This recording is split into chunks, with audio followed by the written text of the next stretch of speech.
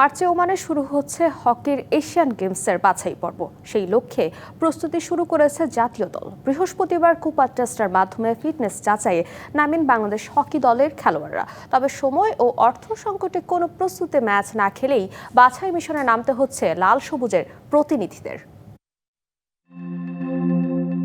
Fitness, stamina ও match জুড়ে দৌড়ানোর সক্ষমতা যাচাই করতে খেলোয়াড়দের নিয়ে আয়োজন করা হয় কুপার টেস্ট।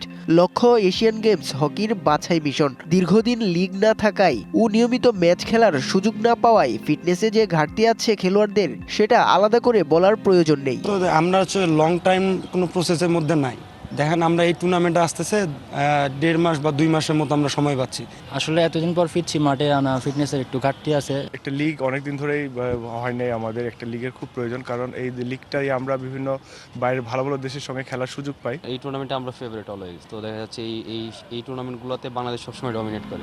বাছাই পর্ব সামনে রেখে প্রাথমিক ক্যাম্পে ডাক পেয়েছেন 37 জন। কুপার টেস্টে অংশ নেন 36 জন খেলোয়াড়। এই ক্যাম্প থেকেই চূড়ান্তভাবে 18 সদস্যের দল নিয়ে ওমানে পাড়ি জমাবে বাংলাদেশ হকি ফেডারেশন। দলের ফিটনেসে আরও উন্নতির সুযোগ আছে বলে মনে করেন কোচ আশিকুজ্জামান। একটা ইন্টারন্যাশনাল ম্যাচ খেলতে গেলে যে ধরনের ফিটনেস দরকার, তো ওই ধরনের ফিটনেস আসলে আমাদের প্লেয়ারদের ভিতরে মানে নাই, এখন এই পর্যায়ে নাই। কিন্তু আশাবাদী যে পরবর্তীতে যে ট্রেনিং সেশন আছে এগুলো করলে আরও ইমপ্রুভমেন্ট হবে।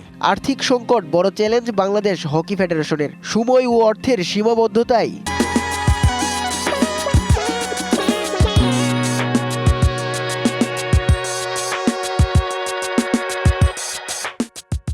কোনো প্রস্তুতি ম্যাচ না খেলেই বাছাই মিশনে নামতে হচ্ছে দলকে। তবে শেষ মুহূর্ত পর্যন্ত প্রস্তুতির চেষ্টা চালিয়ে যাওয়ার কথা জানান ফেডারেশনের সাধারণ সম্পাদক।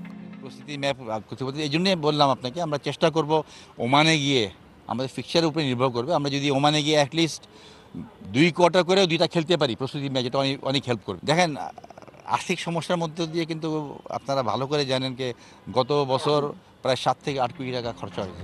সর্বশেষ চীনের হাংজুতে অনুষ্ঠিত এশিয়ান গেমস হকিতে অষ্টম হয়েছে বাংলাদেশ। তার আগে বাছাই পর্বে রানার্স আপ হয়ে মূল পর্বে খেলার যোগ্যতা অর্জন করেছিল লাল সবুজের দল। তার মানে হকিতে সামর্থ্য আছে, কিন্তু ভালো করতে হলে নিয়মিত লিগও খেলতে হবে তাদের।